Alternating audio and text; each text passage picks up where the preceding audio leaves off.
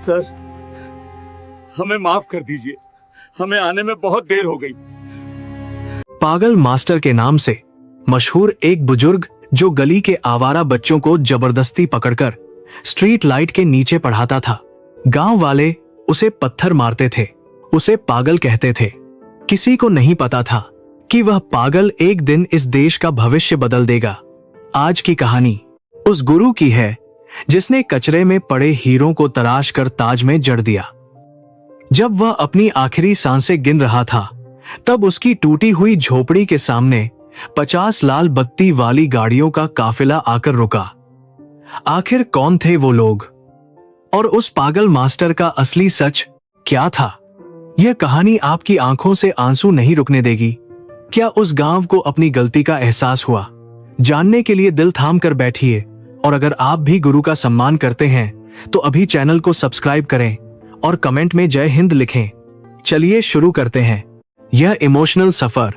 मैं हूं आपका पीटी साहब। सूरज ढल चुका था और रामपुर गांव की कच्ची सड़कों पर अंधेरा अपने पैर पसार रहा था। लेकिन गांव के बाहर बने कूड़ा घर के पास लगी एक टिमटिमाती स्ट्रीट लाइट के नीचे एक अजीब सा शोर हो रहा था। वहां एक बूढ़ा आदमी जिसके बाल बेतरतीब बिखरे हुए थे और कपड़े जगह जगह से फटे हुए थे, हाथ में एक छड़ी लिए चिल्ला रहा था, ए कालिया सीधा बैठ और तू मुन्नी अपना स्लेट ठीक से पकड़। अगर आज पहाड़ा याद नहीं हुआ तो किसी को जाने नहीं दूंगा। वो आदमी देखने में किसी भिखारी से कम नहीं लगता था। गले में एक टूटी हुई स्लेट लटकी रहती थी और हाथ में हमेशा एक चौक का टुकड़ा। गांव वाले उसे पागल मास्टर कहते थे। उसका असली नाम क्या था, यह शायद वह खुद भी भूल चुका था। लोग उसे आते जाते पत्थर मारते थे, बच्चे उसे चिढ़ाते थे, दुकानदार उसे अपनी दुकान के आगे से भगा देते थे, क्योंकि उन्हें लगता था कि यह पागल उनकी ग्राहकी खराब कर देगा। लेकिन उस पागल मास्टर को दुनिया की किसी बात से कोई फर्क नहीं पड़ता था। उसका बस एक ही मिशन था, गांव के वो बच्चे जो कचरा बीनते थे, जो अनाथ थे या जिनके माँ बाप उन्हें मजदूरी करवाते थे, उन्हें पकड़ पकड़ कर पढ़ाना। रोज शाम को एक तमाशा होता था। पागल मास्टर दौड़ दौड़ कर कचरे के ढेर से बच्चों को पकड़ता। कोई बच्चा हाथ छुड़ाकर भागता तो कोई उसे काट लेता, लेकिन वह हार नहीं मानता था। वह अपनी जेब से कभी टॉफी निकालता तो कभी बिस्कुट का टूटा हुआ टुकड़ा और बच्चों को लालच देकर उस स्ट्रीट लाइट के नीचे बिठाता। गांव के लोग हंसते थे, अरे ओ मास्टर, क्यों इन गधों को घोड़ा बनाने में लगा है? यह कचरा बीनने वाले हैं, कचरा ही बीनेंगे। इनके नसीब में कलम नहीं कट्टा लिखा है। लेकिन मास्टर उनकी बातों का जवाब नहीं देता था। वह बस अपनी धुन में मगन रहता। उसकी आंखों में एक अजीब सी चमक थी, एक ऐसी जिद्द जो किसी को समझ नहीं आती थी। एक दिन गांव के सरपंच का बेटा अपनी नई जीप लेकर वहां से गुजर रहा था। उसने देखा कि मास्टर सड़क के बीचों बीच खड़ा होकर बच्चों को क ख ग सिखा रहा है। सरपंच के बेटे ने जोर से हॉर्न बजाया, ए पागल हट सामने से, मरने का शौक है क्या? मास्टर नहीं हटा। उसने कहा, अरे धीरे चला, देख नहीं रहा बच्चे पढ़ रहे हैं, धूल उड़ेगी तो इनका ध्यान भटक जाएगा। सरपंच के बेटे को गुस्सा आ गया। वह नीचे उतरा और उसने मास्टर को एक जोरदार धक्का दिया। मास्टर नाली के कीचड़ में जा गिरा। बच्चे डरकर भाग गए। सरपंच का बेटा हंसा और बोला, बड़ा आया कलेक्टर बनाने वाला, खुद के खाने के लाले हैं और चला है स्कूल खोलने। मास्टर कीचड़ में लथपथ था, उसके घुटने से खून बह रहा था, लेकिन उसने अपने दर्द की परवाह नहीं की। उसने नाली में पड़ी अपनी चौक ढूंढी और दीवार का सहारा लेकर खड़ा हुआ। उसने भागते हुए बच्चों को आवाज दी, अरे रुको, डरो मत, यह तो बस एक मामूली आदमी है, शिक्षा से बड़ा कोई नहीं होता, वापस आ जाओ। उस रात बच्चे वापस नहीं आए। मास्टर अकेला उस स्ट्रीट लाइट के नीचे बैठा रहा, भूखा प्यासा। उसकी आंखों से आंसू बह रहे थे, लेकिन वह रो अपने लिए नहीं रहा था। वह रो रहा था उन बच्चों के लिए जिनका भविष्य उसे अंधेरे में डूबता दिख रहा था। यह सिलसिला सालों तक चलता रहा। मास्टर की हालत दिन पर दिन खराब होती गई। अब वह और भी ज्यादा बूढ़ा और कमजोर हो गया था। उसके शरीर पर सिर्फ हड्डियों का ढांचा बचा था, लेकिन उसकी आवाज में वही कड़कपन था। जिन बच्चों को उसने बचपन में टॉफी का लालच देकर पकड़ना शुरू किया था, अब वह थोड़े बड़े हो रहे थे। शुरू में वह बच्चे मास्टर से डरते थे या नफरत करते थे, लेकिन धीरे धीरे उन्हें उस पागल आदमी के अंदर छिपा पिता दिखाई देने लगा था। मास्टर खुद नहीं खाता था, लेकिन बच्चों के लिए कहीं ना कहीं से खाना मांग कर लाता था।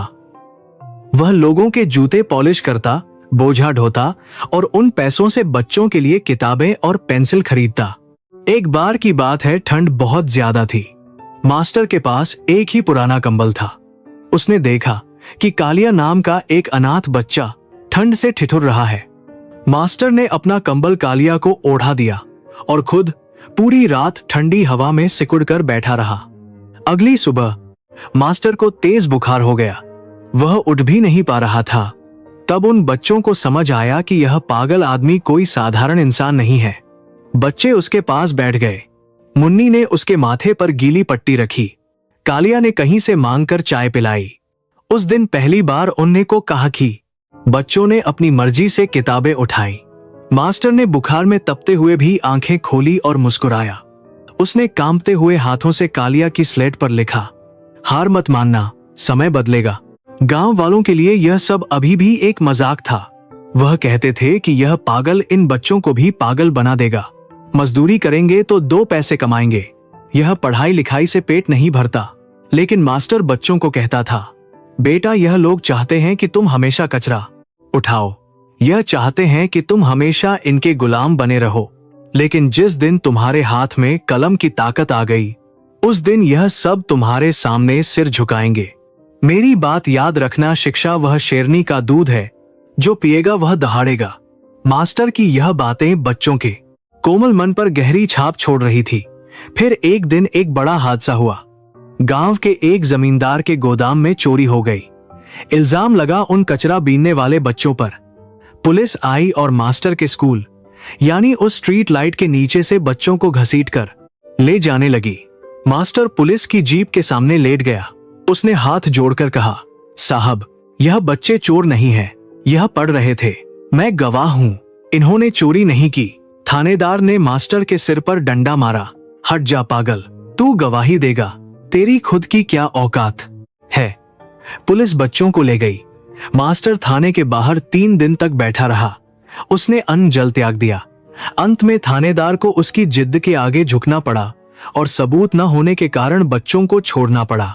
जब बच्चे बाहर आए तो उन्होंने देखा कि मास्टर बेहोश पड़ा है। उस घटना ने बच्चों के अंदर एक आग लगा दी। उन्हें समझ आ गया कि अगर इस दुनिया में इज्जत से जीना है तो मास्टर की बात माननी पड़ेगी। उन्हें बड़ा आदमी बनना ही होगा। उस दिन के बाद से उन घटना बच्चों ने कचरा बीनना कम कर दिया और पढ़ाई में जान लगा दी। मास्टर उन्हें दिन रात पढ़ाता। गणित, विज्ञान, अंग्रेजी, इतिहास मास्टर को सब आता था, जैसे वह कोई चलता फिरता पुस्तकालय हो। लोग हैरान थे कि एक पागल को इतना सब कैसे पता, लेकिन कोई उसका अतीत नहीं जानता था। असल में वह पागल मास्टर कभी शहर के एक बड़े यूनिवर्सिटी का प्रोफेसर था। उसका नाम था प्रोफेसर दीनानाथ। एक सड़क हादसे में उसने अपने पत्नी और बच्चे को खो दिया था।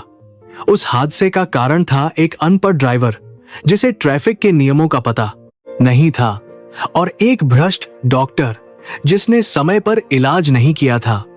उस दिन प्रोफेसर दीनानाथ ने कसम खाई थी कि वो अब सिर्फ किताबों वाली पढ़ाई नहीं करवाएंगे, बल्कि उन बच्चों को इंसान बनाएंगे जिन्हें दुनिया जानवर समझती है।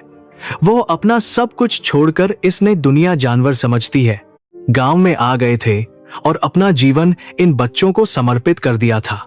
समय का पहिया घूमा। बच्चे बड़े हो गए और अपनी आगे की पढ़ाई के लिए शहर जाने का वक्त आ गया। मास्टर ने अपनी जमा पूंजी, जो उसने एक एक पैसा जोड़कर मटके में रखी थी, निकालकर उन्हें दी। उसने रोते हुए कहा, जाओ, अब इस गांव में मत रुकना। जाओ और अपनी बात ही दुनिया बदलो, लेकिन वादा करो कि जिस दिन कुछ बन जाओगे उस दिन किसी गरीब का सहारा बनोगे। बच्चे रोते हुए मास्टर के पैर छूकर शहर चले गए। गांव वालों ने फिर ताना मारा। देखा, भगा दिया न बच्चों को, खा गया उनके पैसे। अब वह कभी नहीं लौटेंगे। मास्टर अब अकेला हो गया था। वह रोज उसी स्ट्रीट लाइट के नीचे बैठता और उन बच्चों की राह देखता। महीने बीते, साल बीते, कोई खबर नहीं आई। मास्टर अब बहुत बूढ़ा हो चुका था। चलना फिरना मुश्किल था। उसकी आंखें अब पथरा गई थी। गांव वाले अब उसे और ज्यादा सताने लगे थे। कोई उसकी झोपड़ी पर पत्थर फेंकता तो कोई उसे खाने के लिए बासी रोटी फेंक देता। लोग कहते, अरे बुढ़े मरता क्यों नहीं, क्यों धरती पर बोझ बना है। जिन बच्चों के लिए तूने अपनी जिंदगी बर्बाद की वह तुझे भूल गए। कोई नहीं आएगा, तू यहीं कीड़े मकोड़ों की तरह मरेगा। मास्टर सुनता और चुप रहता। उसे अपने बच्चों पर भरोसा था। वह जानता था कि बीज अगर सही बोया है तो पेड़ जरूर उगेगा। 20 साल गुजर गए। अब मास्टर की हालत ऐसी थी कि वह अपनी झोपड़ी से बाहर भी नहीं निकल पाता था। वह खाट पर पड़ा रहता। शरीर में कीड़े पड़ने का डर था। गांव के सरपंच ने फैसला किया कि यह पागल अब गांव की सुंदरता खराब कर रहा है। इसे उठाकर गांव के बाहर जंगल में फेंक दिया जाए। एक सुबह कुछ लोग लाठियां लेकर मास्टर की झोपड़ी पर पहुंचे। चलो रे बुढ़े, आज तेरा आखिरी दिन है। बहुत गंदगी फैला ली। मास्टर ने हाथ जोड़कर कहा, भैया मुझे यहीं रहने दो, मेरे बच्चे आएंगे, मुझे उनका इंतजार है। लोग हंसने लगे। कौन से बच्चे? वो चोर उचक्के। अरे वो तो कब के मर खप गए होंगे या जेल में होंगे। तुझे क्या लगता है वो लाट साहब बन गए होंगे? चल उठ। लोग उसे घसीटकर बाहर निकालने ही वाले थे कि तभी गांव की जमीन एक अजीब सी गड़गड़ाहट से हिलने लगी। आसमान में धूल का गुबार उठने लगा। लोगों ने रुक कर देखा। दूर सड़क से गाड़ियों का एक लंबा काफिला गांव की तरफ आ रहा था। सबसे आगे पुलिस की गाड़ियां थीं जिनके सायरन की आवाज से पूरा गांव गूंज उठा। उनके पीछे सफेद रंग की एम्बेसडर और बड़ी बड़ी एसयूवी गाड़ियां थीं। हर गाड़ी पर लाल और नीली बत्ती चमक रही थी। एक नहीं, दो नहीं, पूरी 50 गाड़ियों का काफिला था। गांव वाले डर गए। सरपंच घबरा गया। उसे लगा कि गांव में कोई बहुत बड़ा मंत्री या अधिकारी आ रहा है। शायद कोई रेड पड़ने वाली है। लोग मास्टर को वहीं छोड़कर सड़क के किनारे खड़े हो गए, हाथ जोड़ने लगे। काफिला तेजी से आगे बढ़ा और सरपंच के पक्के मकान के सामने नहीं रुका। वह आगे बढ़ा और सीधा उस गंदगी भरे कूड़ा घर के पास जाकर रुका जहां मास्टर की टूटी हुई झोपड़ी थी। गाड़ियों के रुकते ही ब्लैक कैट कमांडो बाहर निकले और उन्होंने घेरा बना लिया। गांव वाले फटी आंखों से देख रहे थे। यह क्या हो रहा है? इतने बड़े लोग इस पागल के पास क्यों आए हैं? सबसे पहली गाड़ी का दरवाजा खुला। एक लंबा चौड़ा आदमी जिसकी वर्दी पर अशोक स्तंभ और सितारे चमक रहे थे बाहर निकला।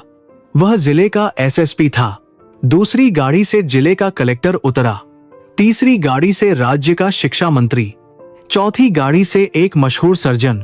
एक के बाद एक 50 बड़े बड़े अधिकारी और नेता गाड़ियों से उतरे। उन सबके चेहरों पर एक अजीब सी बेचैनी थी। वह सब दौड़ते हुए उस टूटी झोपड़ी की तरफ भागे। एसएसपी साहब सबसे आगे थे। वह झोपड़ी के अंदर गए और उस खाट के पास घुटनों के बल बैठ गए जहां मास्टर पड़ा था। मास्टर ने धुंधली आंखों से देखा। उसे कुछ समझ नहीं आ रहा था। एसएसपी साहब ने अपनी टोपी उतारकर मास्टर के पैरों में रख दी और बच्चों की तरह फफक कर रो पड़े। मास्टर जी पहचानते नहीं? मैं कालिया हूं, आपका कालिया।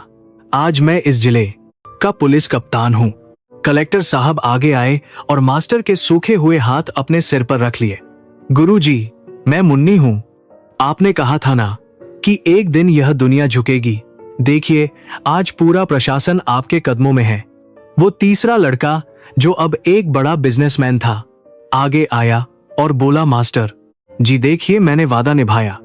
मैं अब भीख नहीं मांगता। मैं हजारों लोगों को नौकरी देता हूं। यह नजारा देखकर गांव वालों के पैरों तले जमीन खिसक गई। सरपंच के हाथ से लाठी छूटकर गिर गई।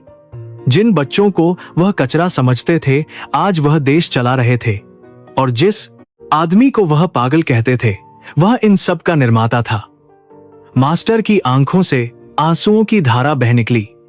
उसने कांपते हुए हाथ से एसएसपी कालिया के सिर को छुआ और टूटी हुई आवाज में बोला, आ गए तुम लोग। मुझे पता था तुम आओगे। मेरी तपस्या सफल हो गई। शिक्षा मंत्री बने उस छात्र ने गुस्से में पीछे मुड़कर गांव वालों की तरफ देखा। उसकी आंखों में अंगारे थे। उसने दहाड़ कर कहा, शर्म नहीं आती तुम लोगों को? जिस इंसान ने इस गांव को इतना बड़ा सम्मान दिया, तुमने उसे जानवरों की तरह रखा। अगर आज हमारे गुरु जी को एक खरोच भी आई होती तो मैं इस पूरे गांव को नक्शे से मिटा देता। तुम लोग जिसे पागल कहते हो, वह हम अनाथों का भगवान है। तुम लोगों ने हमें पत्थर मारे, हमें दुत्कारा, लेकिन इस आदमी ने हमें इंसान बनाया। सरपंच और बाकी गांव वाले सिर झुकाए कांप रहे थे। उन्हें अपनी गलती का एहसास हो रहा था, लेकिन अब पछतावे का कोई फायदा नहीं था। मास्टर ने मंत्री का हाथ पकड़ा और धीरे से कहा, बेटा गुस्सा मत करो, इन्हें माफ कर दो। अज्ञानता सबसे बड़ा अंधेरा है। यह नहीं जानते थे कि यह क्या कर रहे हैं। देखो, आज मेरी जीत हुई है। आज शिक्षा जीती है, नफरत हारी है।